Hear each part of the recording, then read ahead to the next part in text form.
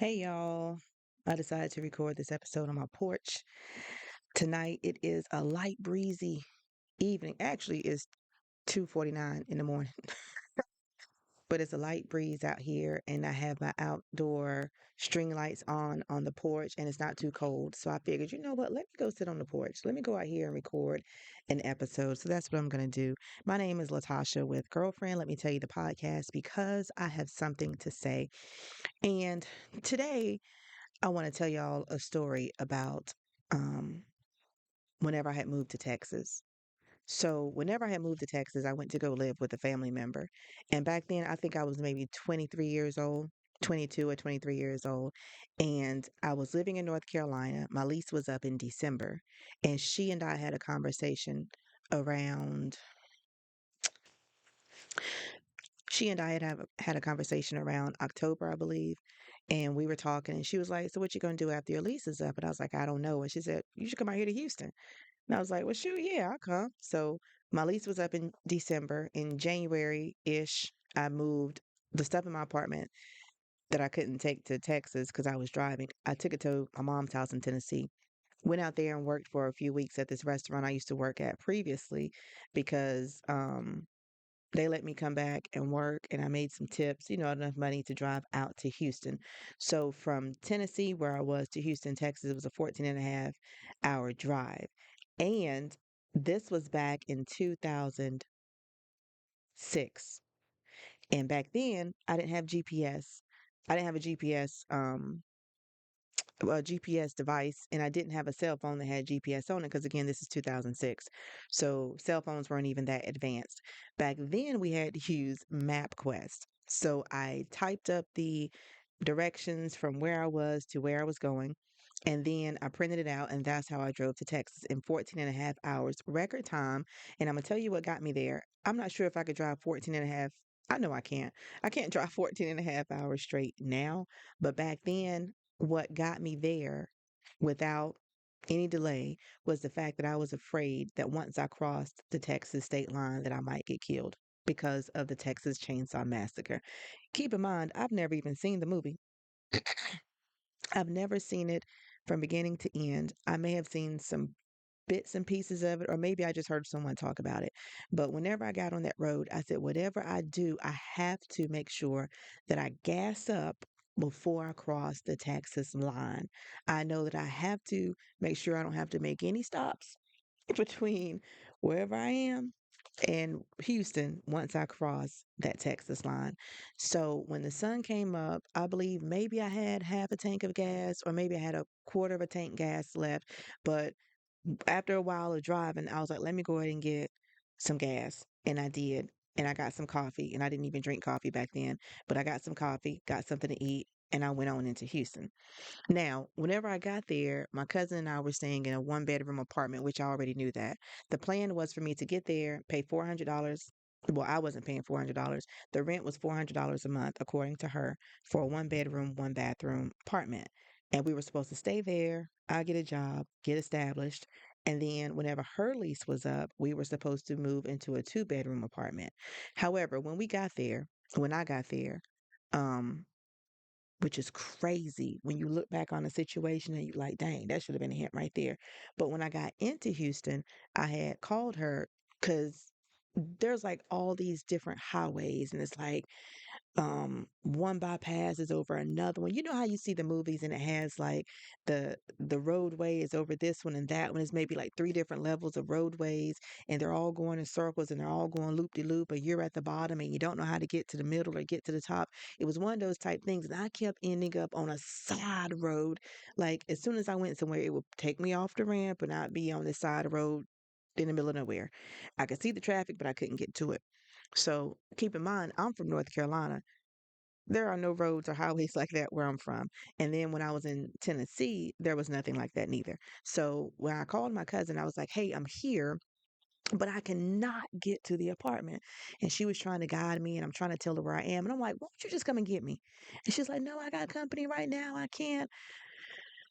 So eventually, I finally made it to the apartment, got there, and it was a one bedroom apartment. It had a living room, a little dining room area, a kitchen, with a window in it. It had a bedroom with a walk-in closet, and there was a bathroom.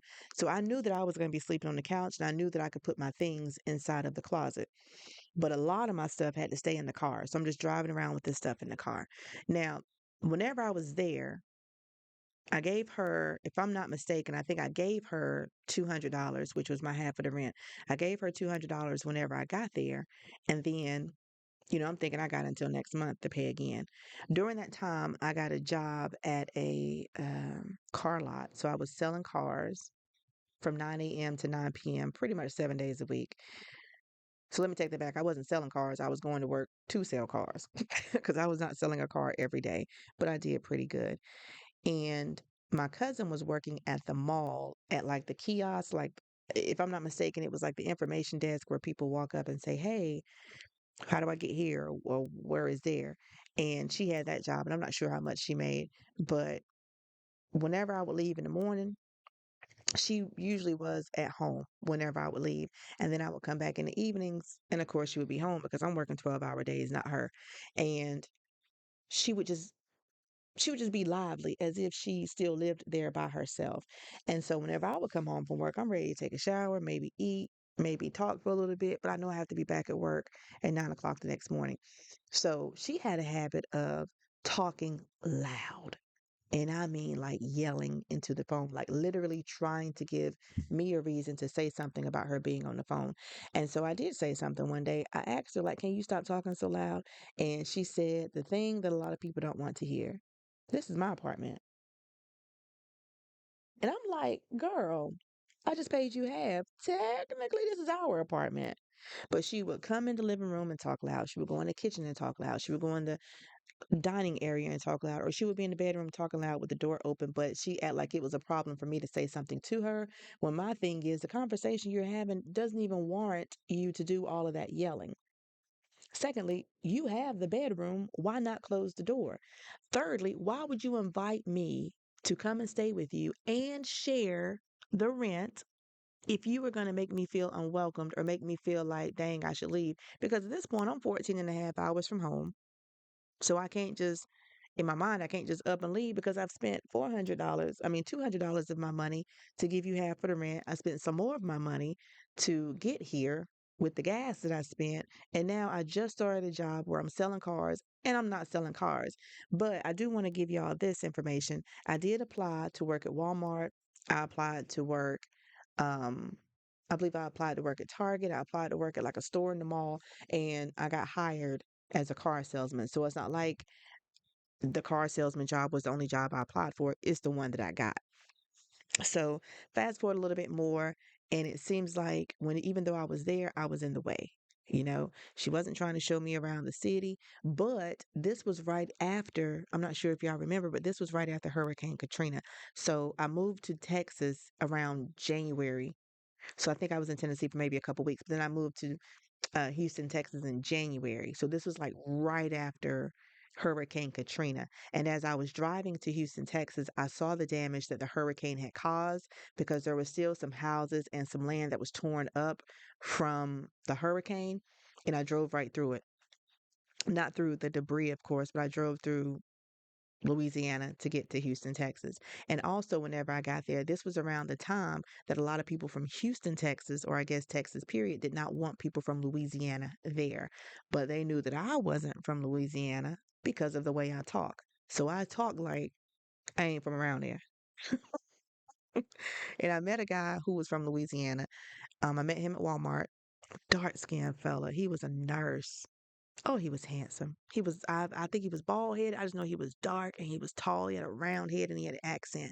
And he invited me to come see him. Keep in mind, I'm like 22, 23 years old. So at this moment, I don't have a whole lot of fear of meeting strangers unless it was going to be part of the Texas Chainsaw Massacre. So I met this guy. I drove to his house. How I got to his house, maybe I map quested that too. But I remember taking all these highways to get to his house. And in addition to that, because I hadn't taken MapQuest to go such a far distance before. Whenever I got the directions to go from Tennessee to Houston, I just got the directions to go from Tennessee to Houston. And whenever I got the directions to go from my apartment to his apartment, I just printed off the directions to go from my apartment to his apartment, did not put in the directions from his apartment back home. So I'm trying to think, okay, well, let me just read the directions in reverse. If you know anything like I know, that doesn't always work. It doesn't always work, but I made it back home. And then I met some other people, mostly men. I didn't meet any women, but I met some men because I was in the car sales business. I met men that way.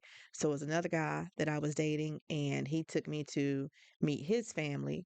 And he was showing me like this little creek of water in the back of his grandma's house where they used to catch crawfish. And he took me out to eat and all these other things. Well, fast forward, while I'm at the apartment, I always felt like I was in the way. And I hated feeling like that because what am I going to do?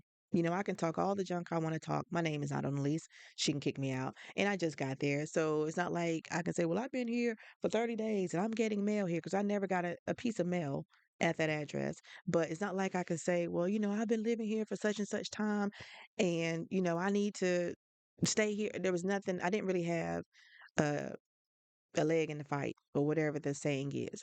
So in April of 2006, I had um gone back to North Carolina because my great grandmother was turning 100 years old. Whenever I came back from Texas, I was telling my cousin before I left, I said, "Hey, I need you to pick me up from the airport. I'll be back at such and such time." And she was like, "Okay."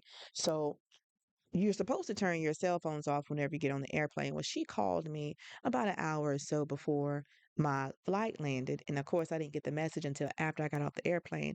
And she told me in the message, "Hey, since you're not answering your phone, I guess you got to ride back," which is crazy because I'm pretty sure she had been on an airplane before.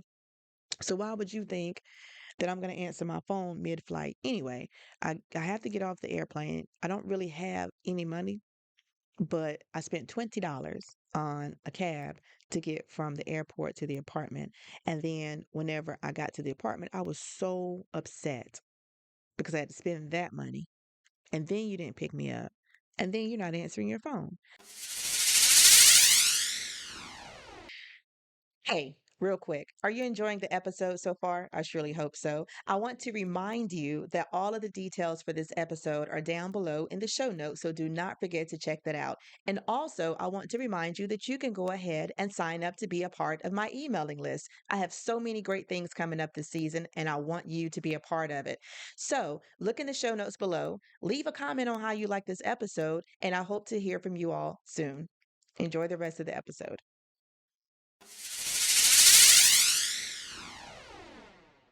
So whenever I got back to the apartment, I just started throwing my stuff. I had like this big old huge duffel bag that I had gotten from the flea market. So, flea markets have regular duffel bags, the ones that I guess about 3 feet, 4 feet long.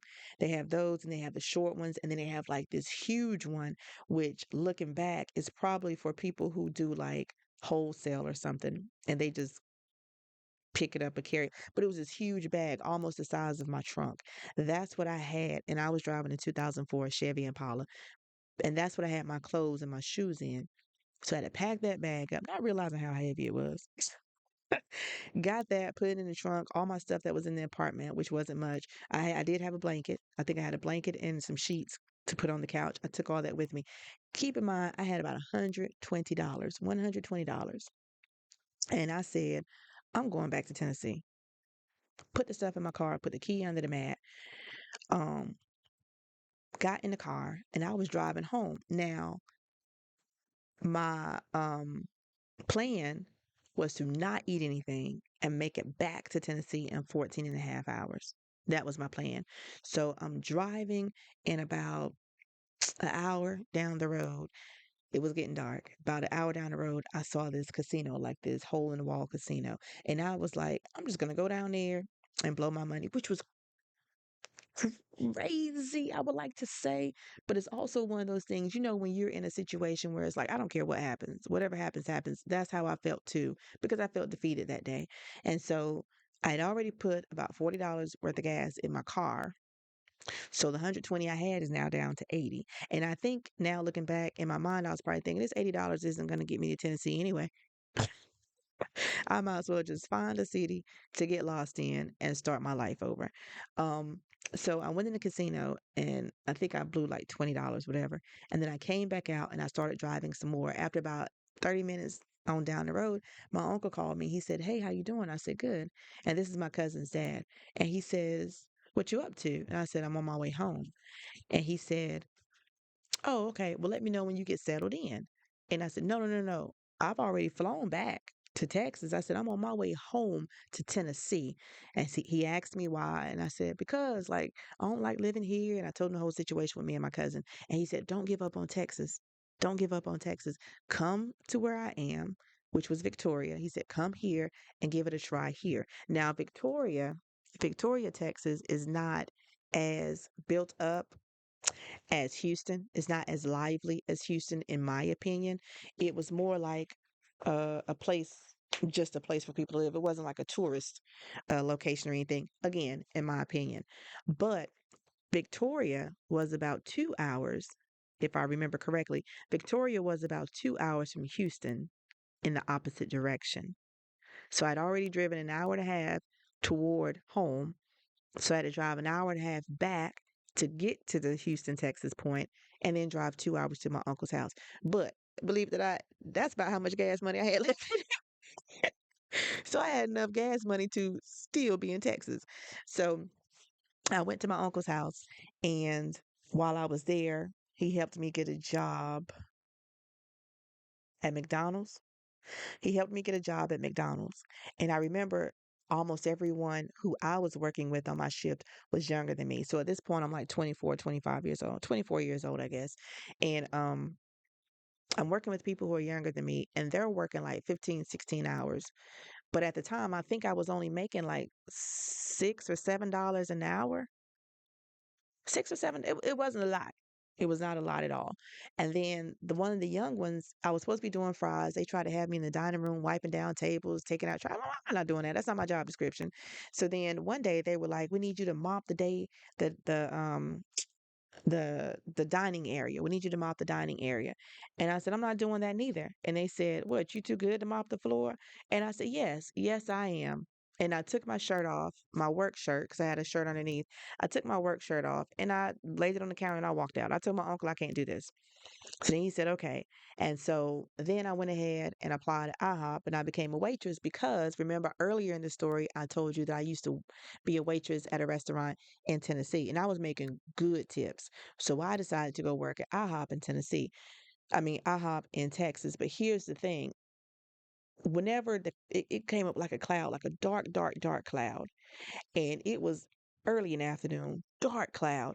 And I was like, I'm not about to be a part of another hurricane. I'm not about to be a part of my first hurricane. I'm not about to be a part of a tornado, none of that stuff. So I left and went home. When it cleared up, I came back and they told me if I ever do that again, I would lose my job. Girl, bye. Y'all can sit up in here with all these glass windows if you want to. I'm going for shelter. And so I worked there for a little while. And in the house was my uncle, his wife, his mother in law, and his daughter, his younger daughter. And so we were all staying there and they made me feel welcome. I could eat when I wanted to eat. I could buy groceries and bring them in the house. I had my own room. I feel like I had my own room. Yeah, I had my own room with a closet, and it was a two-story house. So I stayed upstairs. Did I stay upstairs? Yeah, it has stairs. Just looking back, thinking about the house from the outside, doesn't seem like it had stairs, but it had to. Yeah. So I had my own room, but my uncle's wife stayed cold a lot. Even though we were in Texas, she was cold a lot. So they rarely turned on the air. So I would have to sleep with the ceiling fan on and the window up, which was difficult to do in the daytime because it's hot in Texas. And then the sun always shined in the room. But other than that, it was comfortable for me. Backyard, I could go out there and sit. I could get on the trampoline, whatever I wanted to do. They made me feel comfortable. But when I was staying with my cousin, Where I was actually paying rent, I did not feel comfortable. And I don't like being in a place where I don't feel welcomed or being in a place where somebody doesn't want me there, no matter what my contribution is. If somebody doesn't want me in their space, I would like for them to not only tell me, but don't invite me. Because I feel like there's a lot of people in the world who like control. So they try to find somebody to control. They invite you to their house and then they don't tell you any rules. It's like, oh, yeah, just come and be yourself or come and just pay the groceries. I mean, bring groceries or pay the electric bill and pay half the rent. And then they're like, but this is still my place. They're like, this is still my place. It's never ours.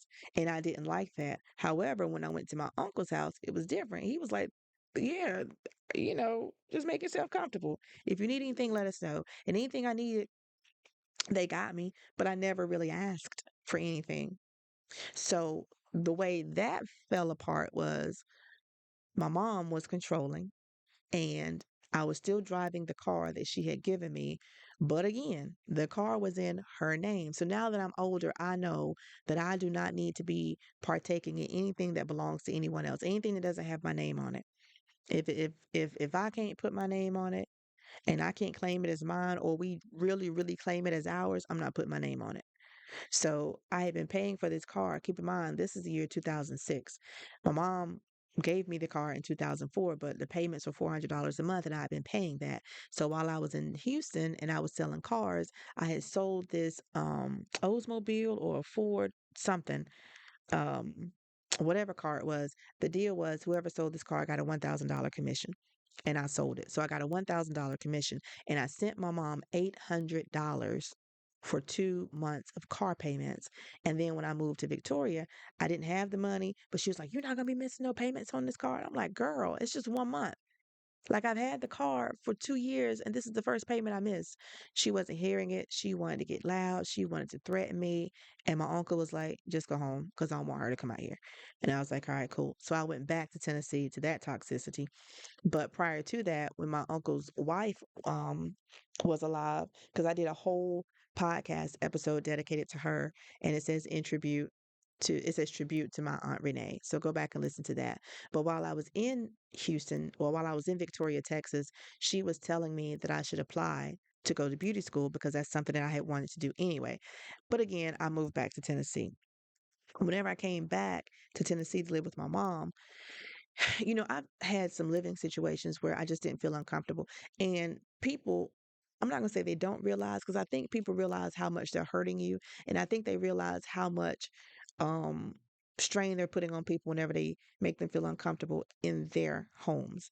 So my mom always had me spending money, spending money, spending money. She always had me like there was no talk about saving money, no talk about future plans. It was always as soon as you get some money, spend it because you're going to get it back. That's why you keep a job so you never run out of money. And that was the mindset that I had um, for a long time. And sometimes I still get trapped in that thought where, well, I got a good job, I'll get the money, but not thinking of emergencies, not thinking of a rainy day. And then as soon as I put some money up for a rainy day, I go ahead and spend it again. So I'm still working my way through um, my relationship with money.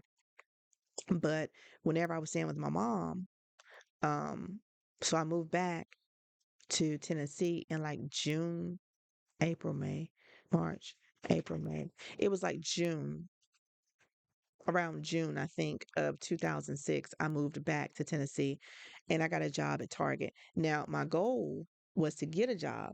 I didn't care where, just get a job and transfer that job back out to Houston and try to live out there again. Not necessarily with my cousin, but just to get back to Texas because I liked the atmosphere. I liked the area, and plus there were so many opportunities out there. Things happen. So I do remember I told y'all earlier that I had applied to work at Target in Houston. So whenever I got back to Tennessee, I applied at Target. I'm like, I saw a Target out there. It doesn't make sense to me to just get a random job in Tennessee and then get back to Houston and you know what I'm saying? So I had gotten a job at Target, but then I didn't want to live with my mom anymore. Contacted my aunt in North Carolina and she said she was going to talk to her husband about me coming back. And her husband said, "You can come and live with us, but you have to get enrolled back in college." What? You ain't said nothing but a thing. So I enrolled back in college. They accepted me back, even though I hadn't been there for a couple years, I believe. But they let me enroll back into the college. I moved from Tennessee back to Greensboro, North Carolina. Now, in this situation, my aunt and them had, in my mind, even to this day, they lived in a mansion, but I had the basement, and it was a split basement. So there were two halves, and one half was unfinished. So they pretty much stored things over there, and that side had the double doors that he could drive like his lawnmower in and out. And then on the other side, it was carpeted. It had a mini kitchen, so it had a counter with a double sink, a stove with two burners, and I had a microwave oven. I had a microwave oven. I feel like I had a microwave oven above the stove, or maybe I didn't. Anyway, and I had a mini fridge, which was enough for me because it's just me in the basement. And then they had a couch with a pull-out bed, and there were some of their kids' toys down there, and there was a fireplace in the wall. So it was off the floor in the wall, a gas fireplace. And they had this big screen TV, and they had another couch that was just a regular couch. And then there was a half bathroom with just a sink and a toilet, which was fine. So whenever I needed to take a shower, I could just go up to the not the first, but the second level up, because my cousins, their two children, they each had their own bathroom. So I could just go in their bathrooms, take a shower, whatever I need to do, come back downstairs. And I was paying rent, but they were like, hey, in this money that you're paying us, everything is included. And I was like, cool. So they had internet. But back then, keep in mind, it's still 2000. At this point, it's 2007. But you don't really need internet because there's not that many cell phones that are advanced, like smartphones, and there's nothing to do on the internet really because Facebook may have been born back then, but everybody wasn't using it. When Facebook first came out, I believe you had to have a college email address. Child wasn't keeping up with that. Instagram, Twitter, Google, all that stuff, people were not using it enough. I wasn't to be like, oh, well, I'm just going to use up this internet. I didn't need that. And then I had a DVD player, so I watched a bunch of the same movies, but I was still young. So I had a job and I was also clubbing. I was hanging with my friends. I wasn't in the house all the time. And then my aunt had two kids. They were very playful, so I played with them a lot, but I had the basement to myself. But before I moved there, they used to play in the basement a lot. So I had to get them used to realizing this is my home now. Like y'all can't just come down here anytime you want to. And they had nice sized bedrooms and they had a playroom upstairs. I'm telling you, it was a mansion. It was a mansion. They didn't need my space in the basement. But while I was there, my aunt made me feel comfortable. When they ate dinner, I ate dinner with them. But I always, when I first got there, I was feeling like I don't want to eat their food. I don't want to come around every time that they're having dinner and I'm like eating their food. So I would buy food too. I would contribute to my own food. 'Cause I was like, no, we got it. And then I didn't want to feel like I was increasing the electric bill or anything. So I didn't wash clothes that often, but I had a lot of clothes. So whenever I washed, I just washed everything. Um, and I stayed out the way. Like I interacted with them, but I stayed out the way. When they had movie night, I would go upstairs, watch movies. Whenever they had people come over, I would go upstairs and interact with the people. You know what I'm saying? When they was outside doing yard work, I was out there. It was comfortable. Hey, I just want to take a moment to pause for the cause and remind you all that the details for this episode are down below in the show notes. And also, my sponsor for this episode, which is A Cup of Stars Tarot, those details are below as well in case you want to get your own personalized tarot card reading. Or you can go ahead and join me on my social media pages and you can do the collective tarot card readings that we have weekly. All right, don't forget, look down below. Enjoy the rest of their episode.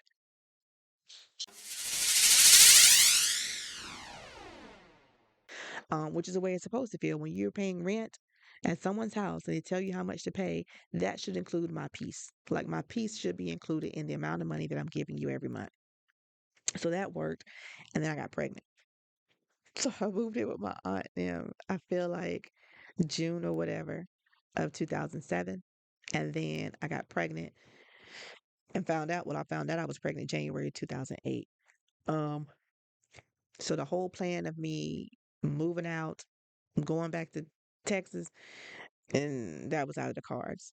And so whenever I told my aunt I was pregnant, she was like, "Okay, well, congratulations," you know? And I said, "Are you gonna kick me out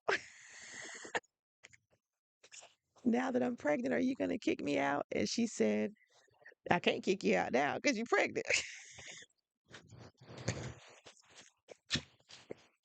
So I stayed there during my pregnancy, of course.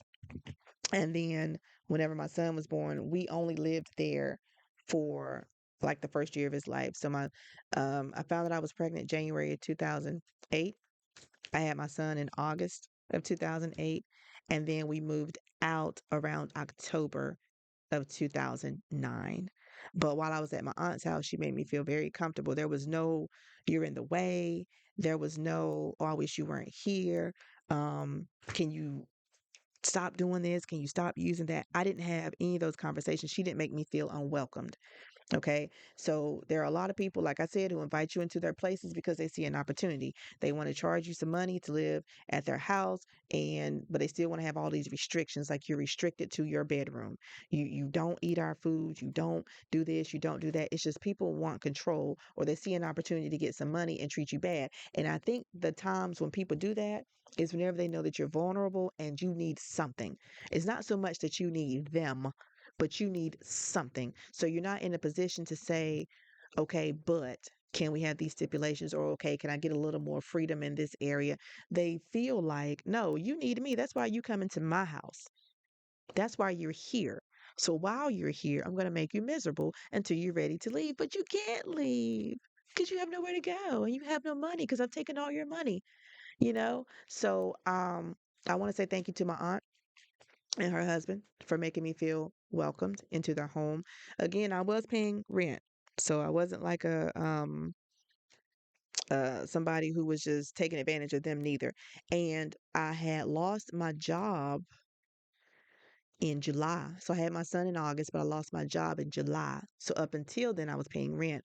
And then I told them like I need a little break, and they were like, "Okay." And then I started getting unemployment. When I started getting unemployment, I paid up my rent for those months. And then whenever I started doing hair, because I went to beauty school, and I was getting refund checks from beauty school, and I was paying them rent, paying my rent from the checks too. So, and then I got my own place, but I just felt comfortable there, you know? So fast forward to me getting my own place. I don't want anyone living with me, not because I'm not going to be nice to them, but because I like my own space and I don't want to share it with anybody. Sometimes I'm thinking I could get a roommate, but at this point in my life, I'm too busy. I got too many plans, I got too many goals, and I don't need nobody in my way.